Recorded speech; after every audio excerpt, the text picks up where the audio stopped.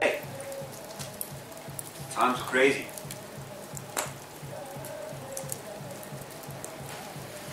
But although these warrior nations often had conflicts and they went on the warpath, these great warriors, they still understood and respected the value of life. They gave honour to all life. A lot of their disputes were over territory or over hunting rights in the area. And when they did battle, they didn't set out to kill each other the way today's warriors do. They used acoustic. Many people have probably heard the term counting coup.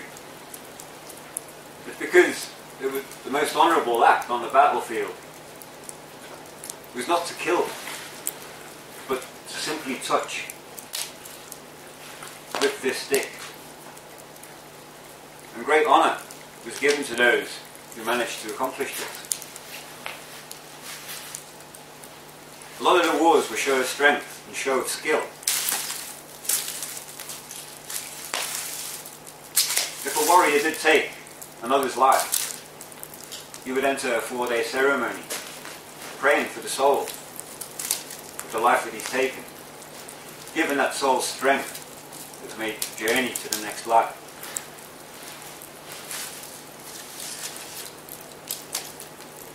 But Hiawatha, he managed to establish what has become known as the longest peace in the continent of America. He helped the warriors to understand themselves and to understand those of the other tribes. And they saw that they were more similar than dislike. They understood this.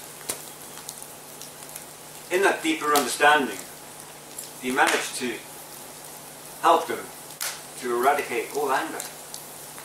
Could you imagine the continent of the United States where there was no anger?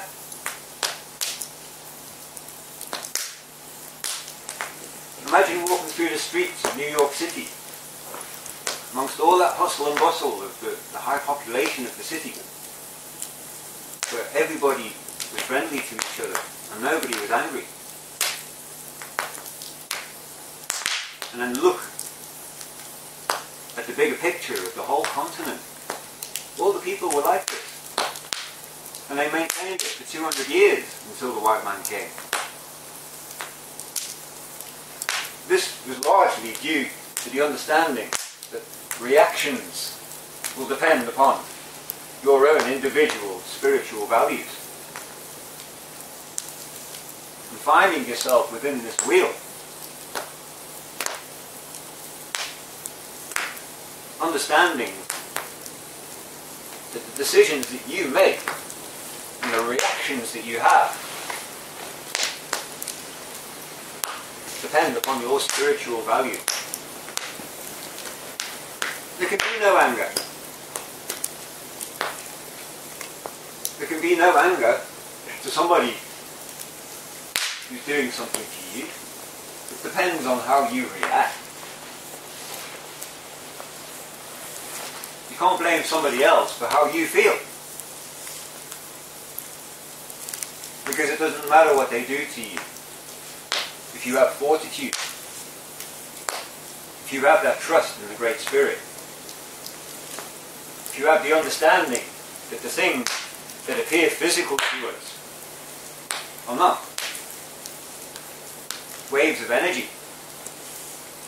All things are waves of energy, science has proven, be it low vibration or high vibration. So understanding yourself and your environment and everybody else around you can lead to that diminishment of anger, those angry responses.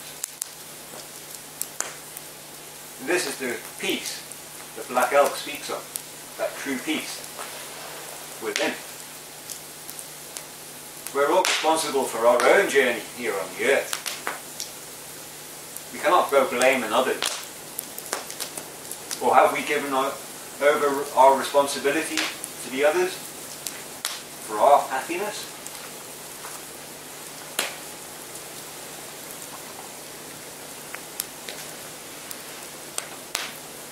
The Confederation of Nations was founded by Hiawatha. He brought all the tribes people together in peace, and they were united in their belief until the white man came and the sacred hoop became broken. The sacred hoop of all, the white race, the red race, black race, all the colours of man. That hoop was broken when the white man came to America.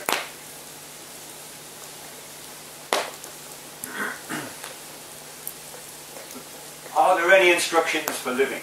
Are there any instructions for life and how we should behave? What were the original instructions?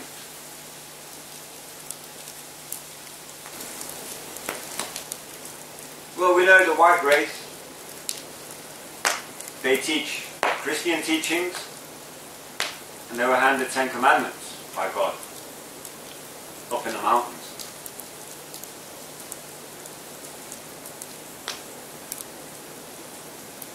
Thou shalt not kill. Do we ignore that instruction? The sacredness of life. Is it believed that we have the power to make that decision in the name of God? Think about all the conflicts that have been brought about by religion.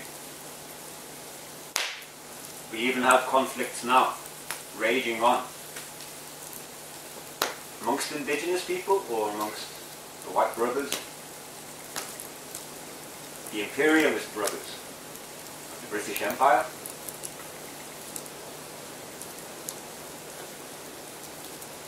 We have Christians killing Christians in the name of God. We have Christians killing Muslims and other brown people in the name of God. So, are these acts justified? Has God given them the right to take life and bomb the hell out of these people? When will it ever end? Are we going to continue to follow these glorious leaders and wade through the blood that's been shed? Are we willing to follow these civilized leaders and continue to hand over our responsibility, our life, putting it in the hands of these civilized men? When will we ever learn these lessons? When will it ever end?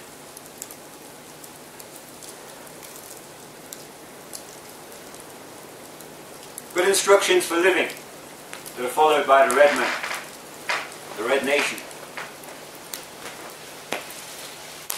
I just want to share with you the Lakota instructions for living. I'll read you the quote.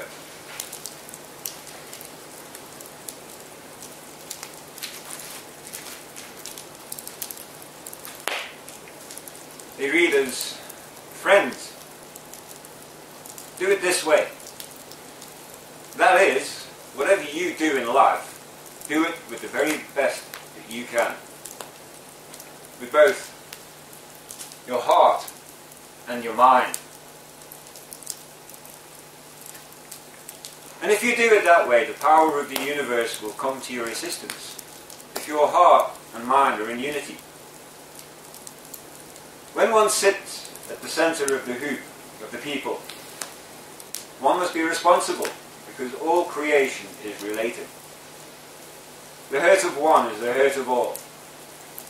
The honour of one is the honour of all. Whatever we do affects everything in the universe.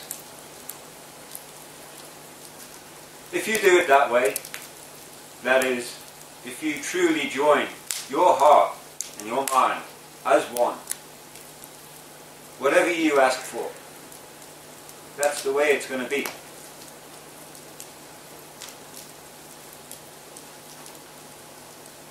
They are the instructions for finding our way through life, navigating our way through life. And we find that in these directions, the heart and the mind,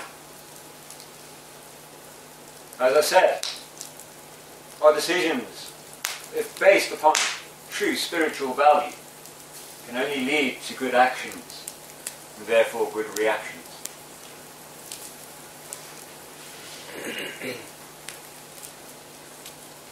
I want to ask, what do we in today's civilization, what do we consider value? What do we consider of value? What are our standards of living based upon?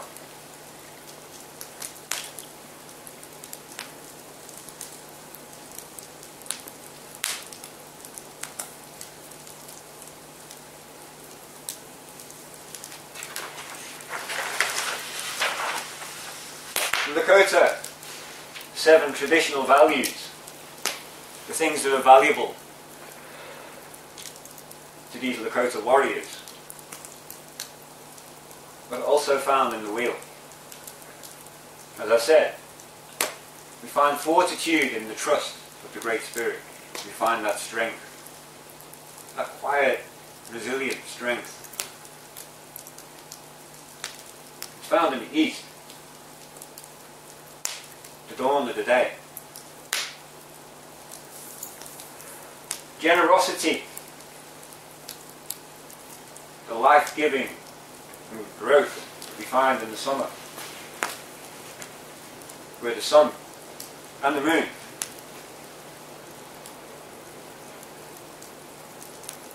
give everything that they've got to us and to life on earth.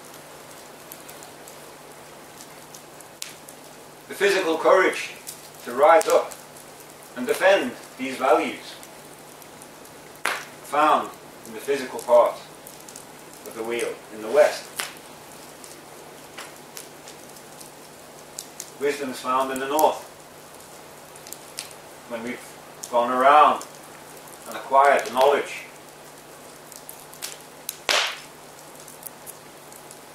The wise ones of the white hair, the elders, have great wisdom, for they've lived their lives and acquired that knowledge. We respect all things on earth, and we give honour to the Great Spirit.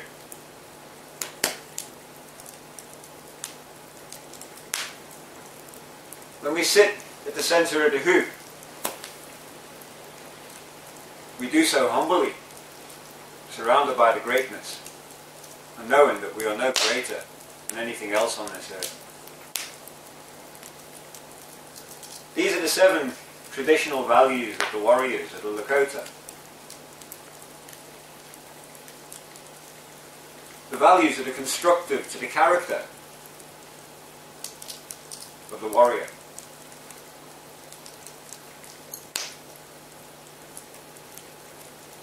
These are the standards, like the battle standards of the warriors. Standards that were never lowered. Warriors understand that when you lower the standard, and you lower that flag, that you've submitted, that the battle is over, that the opposition, the enemy, has taken over and is now in control.